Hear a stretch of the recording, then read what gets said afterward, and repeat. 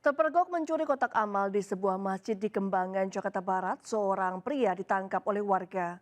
Kesal dengan aksi pencurian yang dilakukan pelaku, warga menghakiminya hingga babak belur.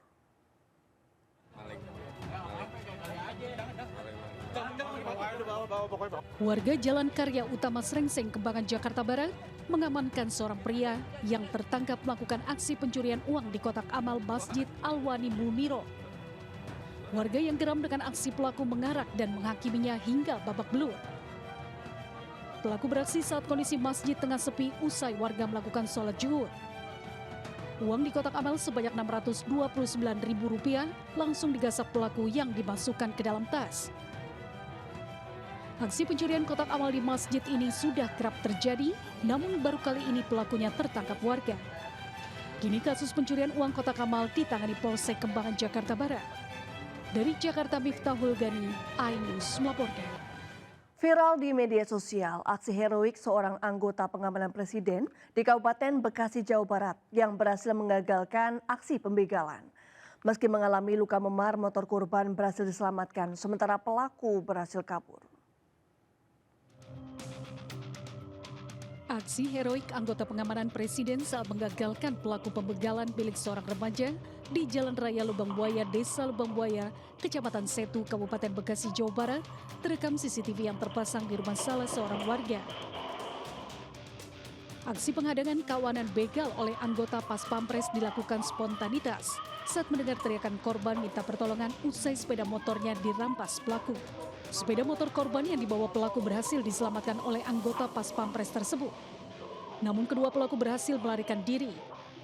Atas kejadian tersebut, anggota Pas Pampres mengalami luka memar pada bagian wajah dan terkilir di bagian kaki. Suara teriakan dari anak yang minta tolong dan maling. Kemudian saya bergegas keluar, kemudian saya ke tengah jalan untuk menghadang kendaraan itu.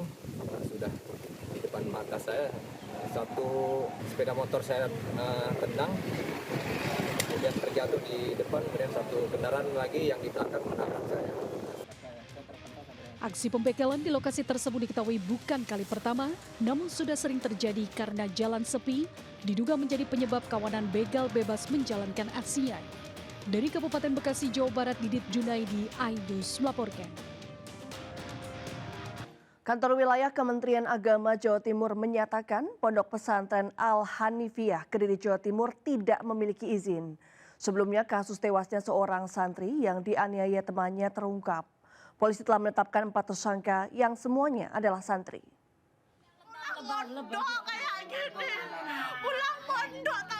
Usai menggelar rapat investigasi bersama petugas Kemenak Kabupaten Kediri, Jawa Timur, Kabid Pendidikan Diniyah dan Pondok Pesantren Kanwil Kemenak Jatim mengatakan bahwa Pondok Pesantren Al-Hanafiyah yang sudah berdiri sejak 2014 dan memiliki 93 santri, yakni terdiri dari 74 santri perempuan dan 19 santri laki-laki tidak memiliki izin. Karena Ponpes Al-Hanafiyah tak mengantongi izin, maka Kanwil Kemenak Jawa Timur tidak bisa melakukan tindakan secara administrasi dan pihaknya hanya bisa menghormati proses hukum di kepolisian. Pondok Pesantren Al-Isakiyah, keberadaan Ponpes tersebut belum memiliki izin operasional pesantren. Kita akan menghormati proses hukum. Artinya bahwa lembaga tersebut otomatis bukan tidak menjadi kewenangan kami, tetap kita pantau. Tetapi untuk proses hukum ini menjadi bagian terintegrasi bahwa penyelesaian itu sampai di sana. Sebelumnya seorang santri asal Banyuwangi tewas di salah satu pondok pesantren di Kecamatan Mojo, Kabupaten Kediri, Jawa Timur. Santri tersebut tewas lantaran menjadi korban penganiayaan dari temannya sesama santri. Polisi telah menetapkan 4 tersangka, masing-masing AF dari Denpasar, MA dari Nganjuk, MN Sidoarjo, dan AK dari Surabaya. Dari Kabupaten Kediri, Jawa Timur, Afnan Subagio, iNews melaporkan. Eksekusi sebuah gudang di Surabaya, Jawa Timur berlangsung ricuh.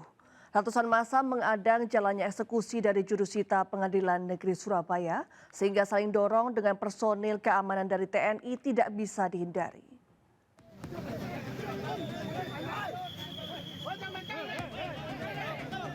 Ratusan orang menghadang jalannya eksekusi dari Jurusita Pengadilan Negeri PN Surabaya di depan sebuah gudang di Surabaya, Jawa Timur.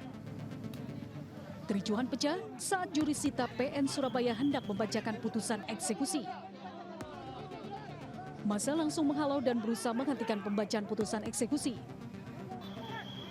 Aksi saling dorong dan keributan massa dengan Jurusita Pengadilan Negeri Surabaya serta personil keamanan dan TNI tak dapat dihindari lagi. Massa meminta eksekusi dibatalkan karena proses gugatan perlawanan hukum tengah dilakukan. Mencegah terjadinya hal yang tidak diinginkan, PN Surabaya akhirnya menunda eksekusi hingga batas waktu yang belum ditentukan.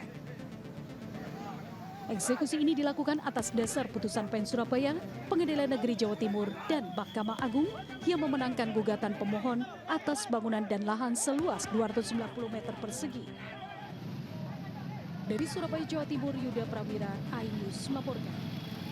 Satu unit sepeda motor milik kawanan geng motor Senin malam dibakar oleh warga di Kelurahan Besar, Kota Medan, Sumatera Utara. Diduga pembakaran motor tersebut dilakukan warga karena kesal atas aksi geng motor yang kerap mengganggu ketenangan dan keselamatan warga.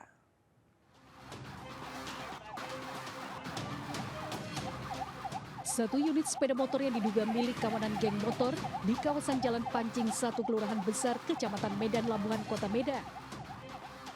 Aksi pembakaran tersebut dilakukan warga lantaran melihat sejumlah kawanan geng motor akan melakukan tawuran di kawasan permukiman rumah mereka. Selain itu, warga juga menangkap 3 orang remaja geng motor dan nyaris menjadi bulan-bulanan warga yang resah dengan aksi mereka yang tak segan-segan merusak rumah warga dan berbuat onar hingga menyebabkan korban jiwa. Menurut salah seorang warga, aksi geng motor sudah sangat meresahkan. Ia berharap petugas kepolisian dari Polsek Pelabuhan Belawan sering melakukan patroli di jam-jam rawan agar meminimalisir aksi kejahatan geng motor. Orang itu yang di motor suka kayak petasan gitu, petasan atau kayak bakalan tajam. Kini ketiga kawanan geng motor yang berhasil ditangkap warga diserahkan ke petugas Polsek Medan Labuhan untuk selanjutnya dilakukan proses. Dari Medan, Sumatera Utara, Yuda Bahar, iNews melaporkan. Tim Reskrim Polsek Wonocolo, Surabaya mengamankan 4 dari 5 pelaku pemotongan tiang kabel fiber optik milik PT KAI. Selain keempat pelaku, polisi juga menyita barang bukti gergaji mesin dan potongan tiang. Inilah rekaman aksi nekat pencurian tiang kabel fiber optik milik PT KAI yang dilakukan oleh sejumlah orang di siang hari dan menjadi viral di media sosial. Aksi pencurian ini diketahui berada di bantaran rel kereta api depan J-Expo Jalan Ahmad Yani, Surabaya pada beberapa waktu lalu. Setelah viral di media sosial, 4 dari 5 pelaku berhasil diamankan tanpa perlawanan oleh anggota Reskrim Polsek Wonocolo, Surabaya. Keempat pelaku diringkus di rumahnya masing-masing di kawasan Wonocolo, Surabaya. Menurut Kompol M. Soleh Kapolsek Wonocolo, para pelaku diamankan setelah viral di media sosial. Alasan para pelaku mencuri tiang fiber optik karena butuh uang lantaran jualan sepi sebagai pedagang asongan. Ya, jadi mereka ini modusnya adalah melihat seakan-akan tiang ini tidak terpakai, padahal tiang ini adalah digunakan untuk jaringan komunikasi PT KAI.